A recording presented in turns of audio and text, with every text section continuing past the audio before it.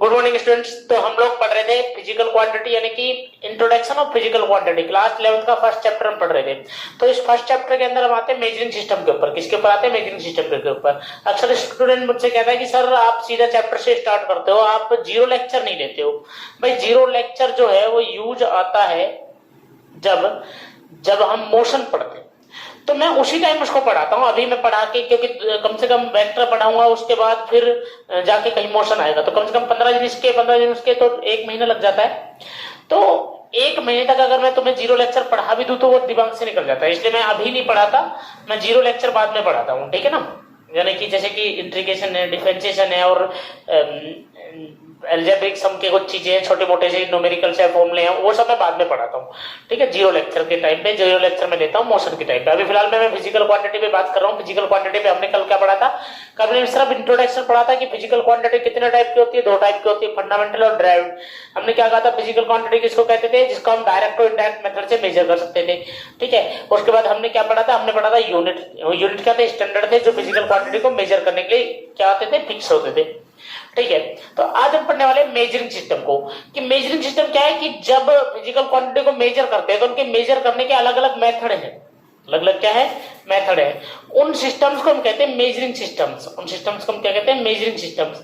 तो हम वो मेजरिंग सिस्टम पढ़ने वाले हैं, मेजरिंग सिस्टम पढ़ने वाले हैं। अब ये मेजरिंग सिस्टम में बात करते हैं कि क्या होती है मेजरिंग सिस्टम, कितने टाइप के मेजरिंग सिस्टम। तो देखिए हमारी फिजिक्स में there are 3 measuring systems used in physics. हमारी फिजिक्स में कितने सिस्टम यूज होते हैं? 3 सिस्टम होते हैं।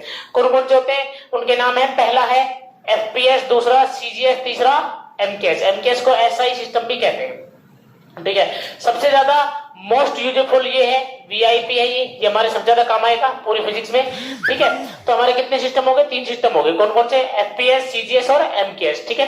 तो इनमें क्या क्या मेजर होता है? देखिए लेंथ, मास और टाइम।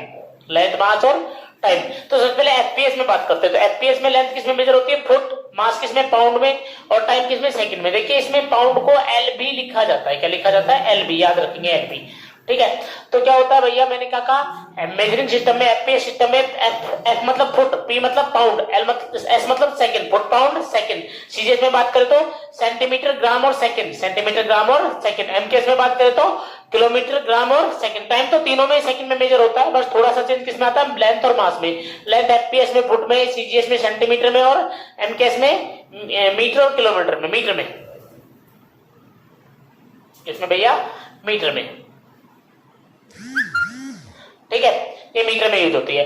ठीक है भाई, बहुत बढ़िया। और मास किसमें मेजर होता है? किलोग्राम में। किसमें? किलोग्राम में। एमकेएस सिस्टम की बात करें, एमकेएस सिस्टम की बात करें तो एमकेएस सिस्टम क्या है? इसको इंटरनेशनल सिस्टम कहते हैं। एमकेएस सिस्टम ये क्या है? इंटरनेशनल सिस्टम है, जिसमें 7 तो फंडामेंटल, 7 तो फंडामेंटल फिजिकल क्वांटिटी और 2 कैसी है? हेल्पिंग फिजिकल क्वांटिटी का इंक्लूड किया गया है। कितनी फिजिकल क्वांटिटी इसमें आई है? एमकेएस सिस्टम में कितनी है? 7 तो फंडामेंटल है और 2 उसकी हेल्प करने के लिए। ये फंडामेंटल का मतलब मैं बताया था ना। अब ये फंडामेंटल फिजिकल क्वांटिटी होती क्या है? तो देखिए फंडामेंटल का मतलब क्या हुआ कि वो खुद अपने आप में फंडा है, उनकी वजह से और फिजिकल क्वांटिटी बनी है। फंडामेंटल फिजिकल क्वांटिटी और नई फिजिकल क्वांटिटी को जनरेट करती है, पर वो खुद किसी से मिलकर नहीं बनी। वो अपने आप में क्या है? फ्री है। अपने आप में क्या है? फ्री है। उनको और छोटे पार्ट में ब्रेक नहीं कर सकते। ये है फंडामेंटल फिजिकल क्वांटिटी। और ड्राइव्ड फिजिकल क्वांटिटी किसको कहते थे? ड्राइव्ड फिजिकल क्वांटिटी वो फिजिकल क्वांटिटी होती है जिसको हम क्या कर सकते हैं भैया? जो फंडामेंटल से बनी हो। किससे बनी हो? फंडामेंटल से। तो फंडामेंटल और ड्राइव्ड का मतलब समझ में आ गया। फंडामेंटल का मतलब क्या है? जिसको हम जनरेट नहीं कर, मतलब वो बहुत छोटी है, उसको और छोटी में ब्रेक नहीं कर सकते, लेकिन उनकी वजह से और फिजिकल क्वांटिटी बनी, उनको कहते हैं फंडामेंटल।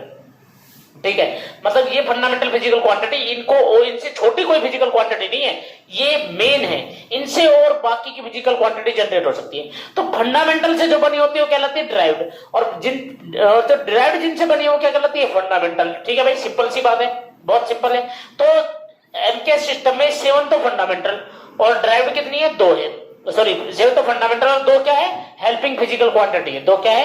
Helping physical quantity. तो अब यहाँ पे बात करते हैं इसके, मैंने 7 फंडामेंटल फिजिकल क्वांटिटी उनको लिख दिया, दोनों हेल्पिंग को भी लिख दिया है। देखिए कैसे। तो अपने को याद रखना है 7 की 7 आपको पूरी अच्छी तरह से याद होनी चाहिए। ठीक है? ताकि आपको आगे बढ़ा सके चैप्टर में। ठीक है? देखिए सुनिए, तो यहां पर है ये सीरियल नंबर है, ये नेम ऑफ फिजिकल क्वांटिटी, ये यूनिट है, वो सिंबल है, इनके सिंबल है, किसके, यूनिट के सिंबल है। तो सबसे पहले लेंथ, तीन तो फिक्स ही है, लेंथ, मास और टाइम। अरे तीन तो फिक्स ही है, क्योंकि इन्हीं के बेसिस पर तो हमने फंडामेंटल, इसी के बेसिस पर तो हमने मेजरिंग सिस्टम को इंक्लूड किया है। तो तीन तो फिक्स है, लेंथ, मास और टाइम। तो फिर एमकेएस में लेंथ को किस में मेजर करते हैं, मीटर में, और इसका सिंबल क्या हुआ मीटर का, स्मॉल एम।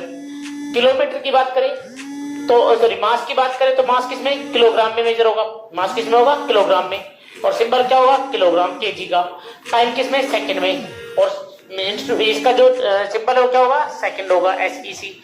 उसके बाद बात करें करंट की, देखिए तीन तो फिक्स है, लेंथ, मास और टाइम, ये तो आपको याद रह जाएंगे, क्योंकि ये तो सीधा सा यहीं से उठ के आए डायरेक्ट ही कि भाई एफपीएस, सीजीएस और एमकेएस। एमकेएस मतलब मीटर, किलोग्राम, मीटर, किलोग्राम और सेकंड। मीटर किसमें, लेंथ के लिए, किलोग्राम किसके लिए, और किसके लिए, मास के लिए, और सेकंड किसके लिए, टाइम के लिए। तो ये तो तीन तो फिक्स ही हो गए। चौथी की बात करते हैं, फोर्थ नंबर की, ये आपने 10th क्लास में पढ़ा होगा, current electricity, current I, unit क्या होती है इसकी, एम्पियर, क्या होती है, एम्पियर, और किससे रिप्रेजेंट करते हैं, कैपिटल ए से। अब उसके बाद बात करते हैं टेम्परेचर, ये भी आपने 10th क्लास में पढ़ा, टेम्परेचर, टेम्परेचर का यूनिट क्या होती है, केल्विन, किससे रिप्रेजेंट करते हैं, के से। अब आते हैं बाकी की बची दो पर, पांच तो आपको याद हो जाएंगी, लेंथ, मास, टाइम। फोर्थ नंबर की आपने पढ़ी है करंट, और फिफ्थ नंबर की आपने पढ़ रखी है टेम्परेचर, केल्विन। ये दो नहीं है, ये आपके लिए नहीं है, एक इंटेंसिटी ऑफ लाइट और दूसरा quantity of material, quantity of material. चलिए, तो इंटेंसिटी ऑफ लाइट, इंटेंसिटी से मतलब क्या होता है, लाइट में कितनी ब्राइटनेस है, लाइट में कितनी पावर है, लाइट में कितनी चमक है, ये कहलाती है हमारी इंटेंसिटी ऑफ लाइट। अब एक बात बताओ, हमारे घर में कई बार अब लाइट चली जाए मान लो, तो मम्मी क्या कहेगी, क्या लेकर के आओ, कैंडल लाओ, ये तो कहती है। लाइट गई तो क्या ला, कैंडल ला, लाइट गई तो क्या ला, कैंडल ला, और कैंडल जलाएंगे क्या आएगी, वापस से लाइट आ जाएगी, रोशनी हो जाएगी, नहीं हो जाएगी, तो इंटेंसिटी वापस बढ़ जाएगी, नहीं बढ़ जाएगी।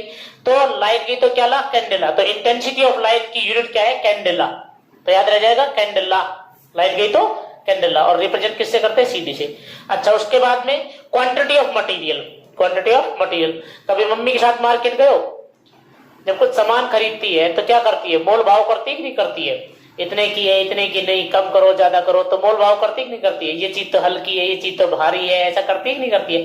तो मम्मी क्या करती है, मटेरियल की क्वांटिटी को देखती है और उसके हिसाब से उसका क्या करती है, मोल भाव करती है, क्या करती है, मोल भाव। तो क्वांटिटी ऑफ मटेरियल की यूनिट क्या है, मोल, क्या है, मोल। अब बात करते हैं हेल्पिंग फिजिकल क्वांटिटी की, तो दो हेल्पिंग फिजिकल क्वांटिटी हमारे सिस्टम में यूज है, एक है प्लेन एंगल, एक क्या है, प्लेन एंगल, और दूसरा है सॉलिड एंगल। तो प्लेन एंगल की जो यूनिट है वो है रेडियन, क्या है, रेडियन, जबकि सॉलिड एंगल की कितनी है, स्टेरेडियन, याद रह जाएगा। प्लेन एंगल की कितनी है, रेडियन, और सॉलिड एंगल की कितनी है, स्टेरेडियन। अब दोनों को पढ़ते हैं कि प्लेन एंगल क्या है और सॉलिड एंगल क्या है। चलिए,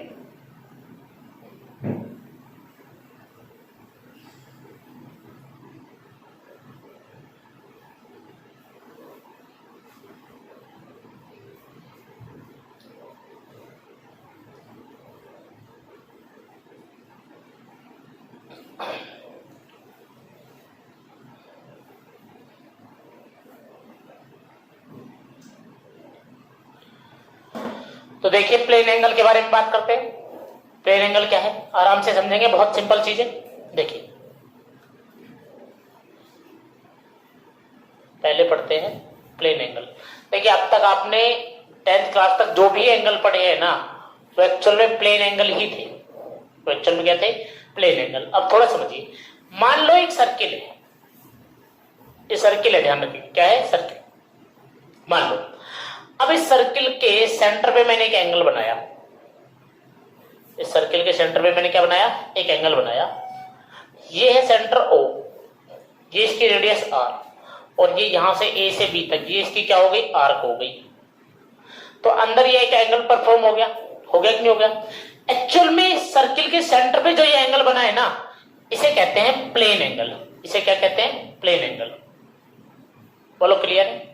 तो प्लेन एंगल याद रह जाएगा, a angle perform on centre of circle is known as plane angle. क्या है भैया plane angle, a angle perform on centre of the circle is known as plane angle. बोलो क्लियर है, अरे क्लियर है क्या। और इसे रिप्रेजेंट करते हैं हम थीटा या फाई से। किससे रिप्रेजेंट कर देते हैं हम जनरली, थीटा या फिर किससे भैया, फाई से। अब आपने इसके बारे में पढ़ा होगा कि सर ये थीटा अपॉन फाई ये होता है, एंगल जो होता है वो होता है arc upon radius, arc upon radius. अब बहुत सारे स्टूडेंट इस चीज में बड़े कंफ्यूज रहते हैं कि सर हमें आज तक पता नहीं चला कि इसे आर्क अपॉन रेडियस क्यों कहते हैं, इसे आर्क अपॉन रेडियस क्यों कहते हैं, कहां से आया। तो आज चलो हम इस पर भी डिस्कस कर लेते हैं कि आर्क अपॉन रेडियस ही क्यों लिखा गया, आर्क अपॉन रेडियस ही क्यों लिखा गया, या ये फॉर्मूला आया कहां से। तो इस पर डिस्कस कर लेते हैं, प्लेन एंगल को कंप्लीट कर लेते हैं आज, ठीक है। तो देखिए मान लो कि एक सर्किल है, थोड़ा छोटा बना लेता हूं, मान लो ये सर्किल है, ठीक है ना। इसकी रेडियस है आर, रेडियस कितनी है आर। अब हम यहां से इस पॉइंट ए से चलना स्टार्ट करते हैं और कहां तक आते हैं, बी तक आते हैं और एंगल फॉर्म करते हैं थीटा। तो ये जो लेंथ है, ये जो आर्क, ये जो कर्व्ड लेंथ है, ये वाली जो कर्व्ड लेंथ है यहां से यहां तक की, ये जो कर्व्ड लेंथ है इसको हमने कहा एल। क्या कहा, एल। एक्चुअल में आर्क है, अरे क्या है, आर्क है, बोलो क्लियर। और रेडियस कितनी है, आर है। अब मुझे एक सिंपल सी बात बताना, बहुत सिंपल सी बात बताना कि अगर मैं पूरा एक साइकिल लेता, पूरा एक साइकिल, पूरा एक चक्कर लगा देता तो मेरा एंगल कितना होता आप बताओ। आप कहते सर 2 पाई रेडियन या 360 डिग्री होता, होता है कि नहीं होता। जब मेरा एंगल 2 पाई रेडियन था तो मैं चल के कितना आ जाता, कितनी डिस्टेंस ट्रेवल कर लेता, यहां से चलता और वापस यहीं आ जाता कि नहीं आ जाता। यानी कि मैं इसकी पेरिफेरी यानी कि इसकी सर्कमफेरेंस के बराबर आ जाता कि नहीं आ जाता। इसकी सर्कमफेरेंस, किसी भी सर्किल की सर्कमफेरेंस कितनी होती है भैया, 2 पाई आर होती है। कितनी होती है, 2 पाई आर। तो जब मैं, मेरा एंगल कितना है 2 पाई रेडियन, तो मेरी डिस्टेंस कितनी है 2 पाई आर। जब मेरा एंगल कितना 2 पाई, तो मेरी डिस्टेंस कितनी 2 पाई आर। दिमाग में खोल के सुनो अच्छे से, एंगल 2 पाई तो डिस्टेंस 2 पाई आर। डिस्टेंस कितनी 2 पाई आर। जब एंगल हो 1 रेडियन तो डिस्टेंस कितनी होगी, 1 आर होगी कि नहीं होगी, मुझे बताओ। 1 आर होगी कि नहीं होगी, बताओ भाई। बात यहां तक समझ में आई नहीं आई। जब 2 पाई था तो 2 पाई आर, जब 1 तो कितना 1 आर। तो अगर थीटा हो तो कितना होना चाहिए, थीटा आर होना चाहिए कि नहीं होना चाहिए, बोलो। ये बात समझ में आई कि नहीं आई, क्लियर है। जब एंगल कितना 2 पाई तो डिस्टेंस कितनी 2 pi into r, 2 pi into r. जब डिस्टेंस कितनी, जब एंगल कितना 1 रेडियन, कितना 1 रेडियन, तो डिस्टेंस कितनी 1 आर। 2 पाई सब डिवाइड करके देख लो, यहां भी 2 पाई यहां भी 2 पाई, तो देखो यहां कितना हो जाएगा 1 और यहां कितना हो जाएगा, ओनली आर रह जाएगा, नहीं रह जाएगा। तो जब एंगल 2 पाई तो डिस्टेंस 2 पाई आर, जब एंगल 1 तो डिस्टेंस कितनी 1 आर। तो जब एंगल थीटा कितना, थीटा रेडियन, अरे थीटा रेडियन, तो डिस्टेंस कितनी थीटा आर, कितनी थीटा आर। पर मुझे एक बात बता भाई, रियलिटी में डिस्टेंस कितनी हो रही है, यहां पर तो एल हो रही है, और कितनी हो रही है एल। इसका मतलब ये थीटा आर जो डिस्टेंस हमने निकाली ये किसके बराबर होनी चाहिए, एल की। किसके बराबर होनी चाहिए, एल के। इसका मतलब थीटा बराबर क्या होना चाहिए, एल अपॉन आर। अरे एल क्या था, आर्क था कि नहीं था, और आर क्या थी, रेडियस। क्या थी, रेडियस। तो यहां तक चीजें आपको समझ में आई कि नहीं आई, ये मैंने समझाना चाहा कि भैया एंगल कितना हुआ, arc upon radius, arc upon radius. चीजें यहां तक क्लियर है, बहुत अच्छा। अब जरा मैं यहां पे बात करता हूं कि इसकी वैल्यू मैक्सिमम कितनी हो सकती है, मिनिमम कितनी हो सकती है। तो देखिए प्लेन एंगल की जो मैक्सिमम वैल्यू है, थीटा मैक्सिमम हो सकता है, वो हो सकता है 2 पाई रेडियन, 2 पाई रेडियन या फिर 360 डिग्री। और मिनिमम वैल्यू कितनी हो सकती है, थीटा मिनिमम कितना हो सकता है 0 रेडियन या फिर 0 डिग्री। बोलो क्लियर है, 0 रेडियन या फिर कितना 0 डिग्री। यहां तक चीजें समझ में आ गई नहीं आएगी, बहुत अच्छा। चलिए अब बात करते हैं कि 1 रेडियन कितना होगा। अगर आपसे कोई पूछ ले कि भाई आप मुझे 1 रेडियन की डेफिनेशन बता दो, 1 रेडियन की क्या बता दो, डेफिनेशन। तो आज हम 1 रेडियन की डेफिनेशन निकालने वाले हैं, देखिए कैसे निकालेंगे। 1 रेडियन की डेफिनेशन निकालने वाले, बहुत सिंपल है, आराम से आपको समझ में आने वाला है। 1 रेडियन भाई देखो मुझे फाइंड करना है, पहले तो आप समझो कि आप अब डेफिनेशन निकालना सीखो, क्योंकि अब आप 12th 11th क्लास में आ चुके हो। तो 1 रेडियन की आपको डेफिनेशन निकालनी है, अब आपको रटनी नहीं है, निकालनी है 1 रेडियन। जबकि मुझे पता होता है कि थीटा तो होता है आर्क अपॉन रेडियस, रेडियन। बोलो होता है कि नहीं होता, आर्क अपॉन रेडियस, इतने रेडियन के बराबर होता ही नहीं होता है। तो अगर मैं कंपेयर करूं तो मुझे थीटा बराबर 1 चाहिए, मुझे थीटा बराबर कितना चाहिए 1। तो इसका मतलब आर्क अपॉन रेडियस जो है वो मेरा कितना हो जाना चाहिए, वो मेरा 1 के बराबर हो जाना चाहिए, तभी तो मेरा यहाँ पे अगर 1 आ जाएगा तो मेरा थीटा 1 रेडियन हो जाएगा कि नहीं हो जाएगा, हो जाएगा। तो इसका मतलब आर्क किसके बराबर होना चाहिए, रेडियस के बराबर होना चाहिए। किसके बराबर होना चाहिए, रेडियस के। अगर आर्क रेडियस के बराबर है तो क्या मेरा थीटा 1 रेडियन होगा, हाँ बिल्कुल। तो डेफिनेशन क्या निकल के आई, a angle performed on centre of the circle, a angle performed on center of the circle which is arc is equal to the radius of the circle, arc is equal to the radius of circle। बोलो बात समझ में आई कि नहीं आई, क्या कहा मैंने, the angle performed on center of the circle, the angle performed on center of the circle in which the arc is equal to the radius of the circle। अगर आर्क रेडियस के इक्वल है तो angle कितना हो जाएगा, 1 radian हो जाएगा। बोलो यहां तक बात आपको समझ में आई कि नहीं आई, क्लियर है, बहुत अच्छा। तो चीजें आगे बढ़ते हैं। अब देखिए, अब हम पढ़ते हैं सॉलिड एंगल को। किसको पढ़ते हैं, सॉलिड एंगल को। बहुत बढ़िया भाई। तो अब हमारा है सॉलिड एंगल। ये हमारे बहुत कम यूज आता है, 11th में तो ना के बराबर यूज आता है, 12th में कम आता है। तो सॉलिड एंगल क्या होता है, देखिए समझिए। तरबूज खाया तुमने कभी, चलिए तो देखिए, मान लो ये तरबूज, यानी कि क्या है भाई, स्पेयर है। क्या है, स्पेयर। अब अगर मैं इससे ऐसे कट करूं और इस वाले हिस्से को कट करके बाहर निकालूंगा तो ये कुछ इस तरह से दिखाई देगा। अगर मैंने इसको काटा तो कुछ इस तरह का दिखाई देगा,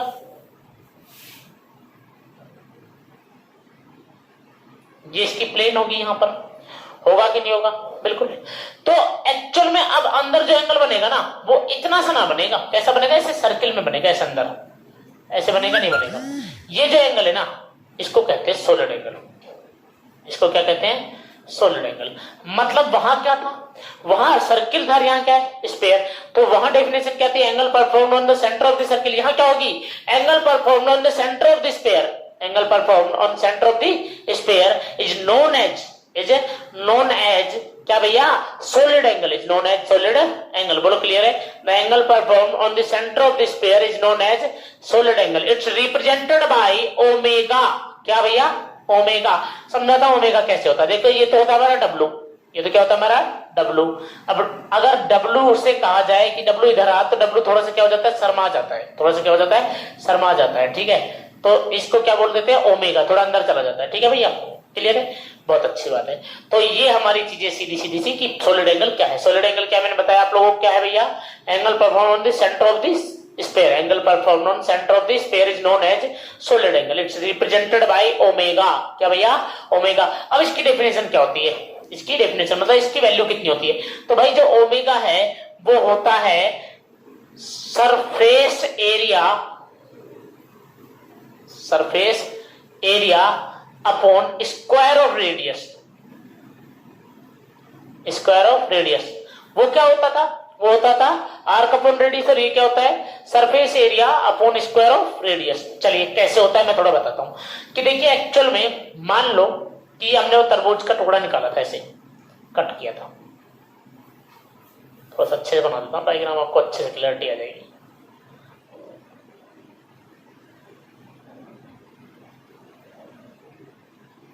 ठीक भाई,